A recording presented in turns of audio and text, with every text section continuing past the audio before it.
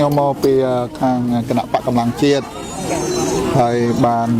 ជំនួយអំណោយតាមរយៈបងប្អូនសពរដ្ឋជននៅឯនេះសមុទ្របាទដូចជាសហរដ្ឋអាមេរិកនៅអឺរ៉ុបនៅខាងអូស្ត្រាលីញូហ្សេឡង់អីហោះហើយចឹងទៅបាទជាខិតខំពីវនីវដើម្បីរកយកថាអំណោយមកចែកជូនបាទព្រោះខ្ញុំធ្លាប់ឆ្លងកាត់ជីវិតបាទកាលនៅក្មេងៗប៉ុននេះខ្ញុំធ្លាប់រត់ក្របផ្លោងដែរហ្នឹងហើយកូនចៅម្នាក់ដែរខ្ញុំអ្នកតាហើយកូនចៅអូចៅបាទហើយតែមានព័ត៌មានមកពីខាងនៅអ្នកភូមិអ្នកអីនោះមានខ្លាយក៏មកចេញទាំងអស់គ្នានៅដូចថា3 4ផ្ទះអញ្ចឹងនៅម្នាក់អញ្ចឹងទៅដូចថាគេអ្នកកំឡុងអញ្ចឹងព្រោះគេជីកតោទៅអូចេញចូលយើងទៅដល់ពេលឥឡូវខ្ញុំដឹងដែរអត់សូវហ៊ានចេញចូលទេបាទដែរព្រោះអី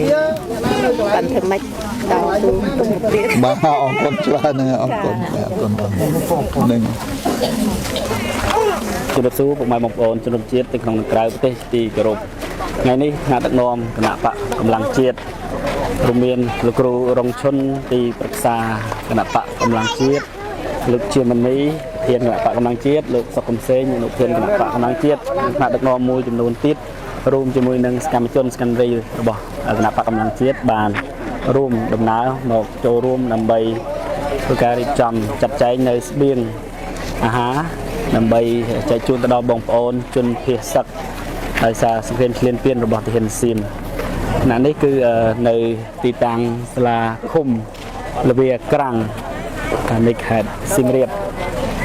បាទនេះគឺជាសកម្មភាពនៃការរៀបចំចាត់ចែងនៅស្បៀងអាហារមួយចំនួនដែលជាជំនួយរបស់សប្បុរសជនខ្មែរទាំងក្នុងនិងក្រៅប្រទេសដែលបានចូលរួមចំណែកក្នុងស្មារតីជាតិខ្មែរតែមួយអូនចាំមកខាងណាដែរពីខាងជិតអូស្មាច់អូស្មាច់បាទ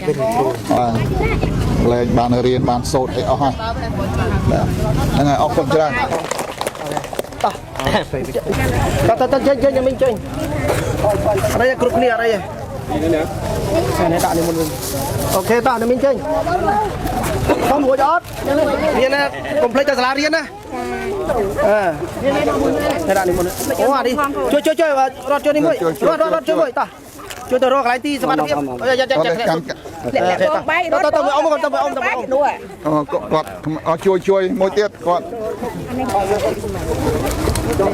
នេះយួរមកបងអីជុះ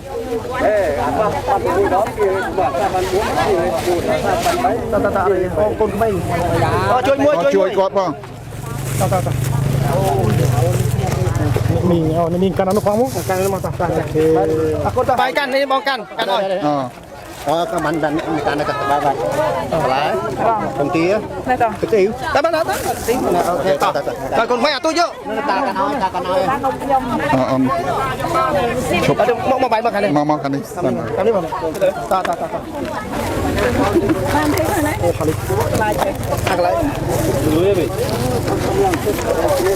ពួកមួយពួកហ្មងដែរលោកគាត់ងយអត់ធ្វើទៅពួកទៀតមកចេញគាត់បាទពួកដៃគាត់ហ្នឹងអូខេមកចុំដៃខ្លៃពេកខ្លីពេកទៅបន្លែនេះថាកុំឃើញហ្នឹងឆ្លាញ់គាត់ឆ្លាញ់អញ្ចឹង